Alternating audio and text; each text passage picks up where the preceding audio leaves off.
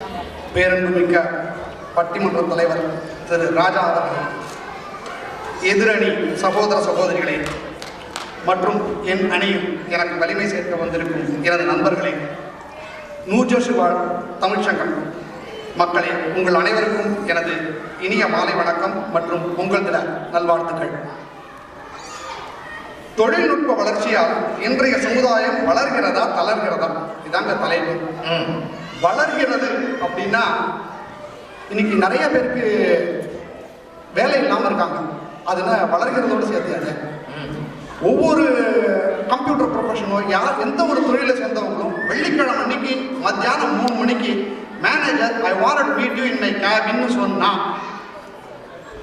வயிற்றுல புளிய கற்றுட்டு தான் மேனேஜரை போய் பார்க்கலாம். பிங்க் ஸ்லிப் வரும்.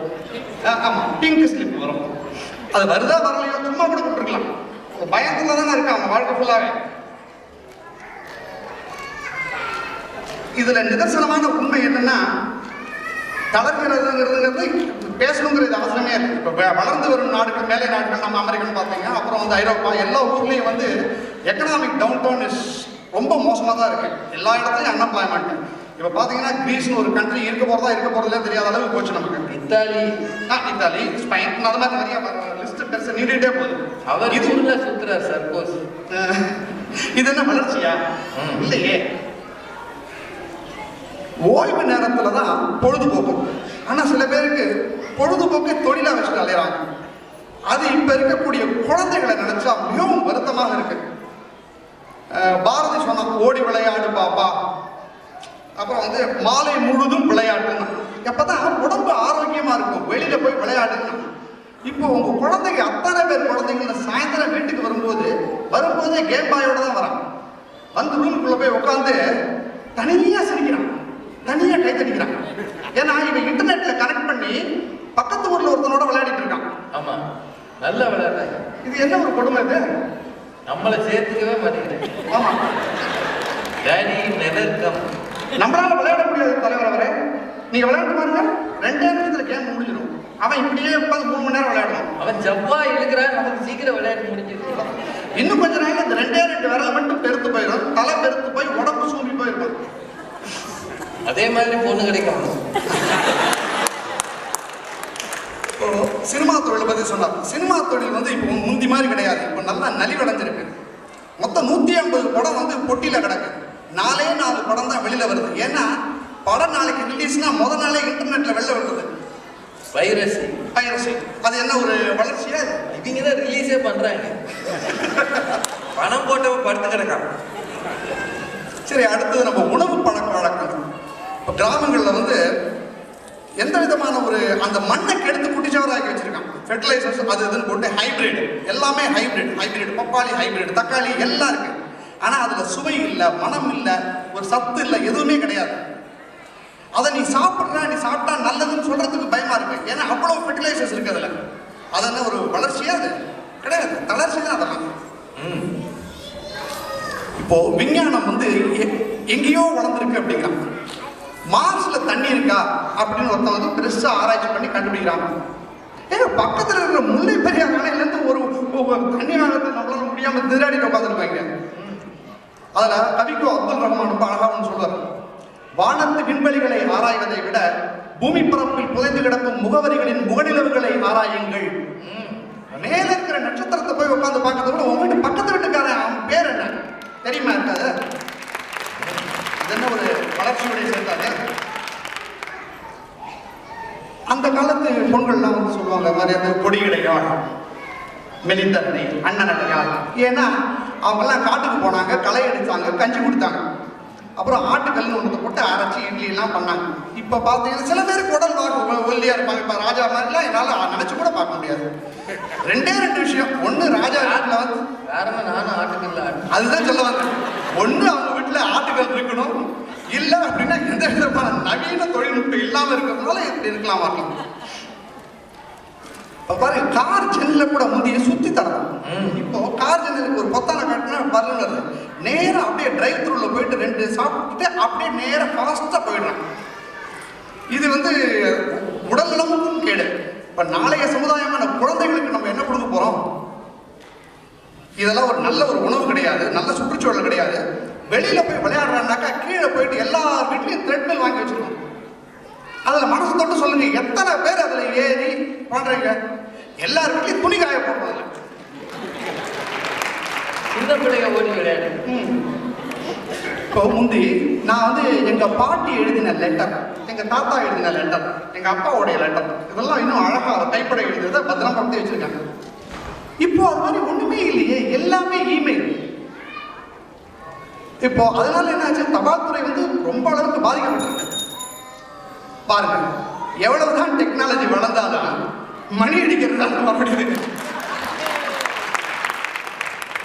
எலக்ட்ரானிக் பில் அடிக்க முடியும். இல்ல, தனி மனித உணர்வுகள் தானியங்கள் விழுங்கிக் கொண்டிருக்கின்றன. ஆத்மாக்கள் அற்ற எந்திரங்களாக மக்களை ஆக்கி வெறியாட்டம் கூடும் இந்த வளர்ச்சியே அல்ல, இது ஒரு வீழ்ச்சி தான். இன்னும் சொன்னார், அழகான ஒரு பாயிண்ட். அவர் தான் சொன்னார், தலைவர் தான். அவர் கல்யாணத்துக்கு 12 படம் எடுத்தாங்க, போட்டோ எடுத்தாங்க.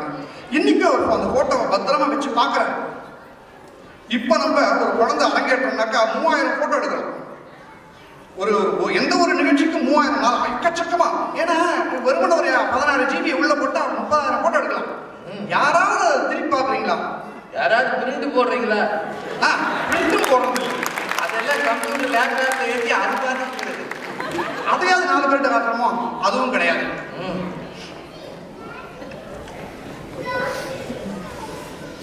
நியூக்ளியர் ரியாக்டர் பத்தி சொல்லிட்டு நான் நிறைவு பண்ணிக்கிறேன். ஜப்பான்ல இப்போ வந்து ஒரு பூகம்பம் வந்தது. பூகம்பத்தினால யாருமே பயப்படல, பயம் இருந்தது, அதனால நிறைய சேதாரங்கள் ஏற்பட்டது. ஆனா அதுக்கு பக்கத்தில் இருக்கக்கூடிய ஒரு ரேடியேட்டர் அது தப்பித்தவறி ஏதாவது ஆயிருந்தால் மற்றொரு ஹிரோஷிமா நாகசாகி அங்கே நடந்திருக்கும். இது வந்து ஒரு வளர்ச்சியோட இதே கிடையாது. ஒவ்வொரு வளர்ச்சியும் ஒரு அதுக்கு பின்னாடி ஒரு பயங்கரம் தான் அதிகமா இருக்கு. இதனால் என்ன நடக்க போகிறதுன்னு இந்தியாவில் வந்து 50,000 கோடி செலவு பண்ணி ஜெட் விமானம் வாங்கியிருக்காங்க. எதுக்குன்னா இன்னொருத்தனை அழிக்கிறதுக்காக தான் அது பயன்படுத்துறது ஒழிஞ்சு ஒரு ஆக்கத்துக்காக கிடையாது. வாய்ப்பு நன்றி கூறுகிறேன். நல்லாவே கேட்குது. ஒவ்வொரு பட்டிமன்றத்திலையும் ரொம்ப கஷ்டமான வேலை தொடங்குறது வீரேந்திர சேவாக் வேலை. அவர் டக் அவுட்னா அவுட்டு. ஆஸ்திரேலியாவில் வாங்கின அடி பார்த்தீங்களா? அவர் 23 நின்று அடிச்சாரு, இந்த மேட்ச் ஜெயிச்சோம். T20ல தொடங்குறது ரொம்ப கஷ்டம். அதுல செய்தி சொல்லணும், நிறுவனம் நல்லா தொடங்கி இருக்கிறார். எங்கேயோ ஆரம்பிச்சு ஜப்பான் வரைக்கும், ஃபுகுஷிமா வரைக்கும் போயிருக்கிறார்.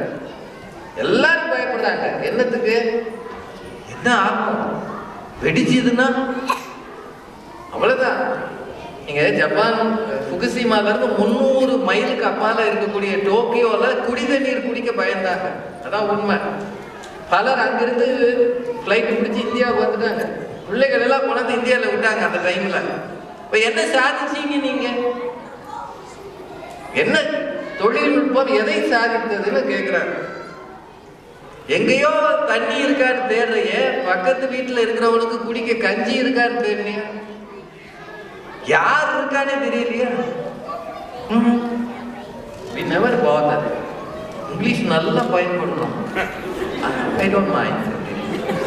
என்னடா நீ அங்க போய் என்னமோ தேடினா, அங்க தேடலாம், இங்க இணையதளத்துக்குள்ள போய் 2000 ஒரு நண்பர்களை தேடுறானே, தேடி வந்த நண்பனுக்கு 5 நிமிஷம் கொடுத்துருக்கானா?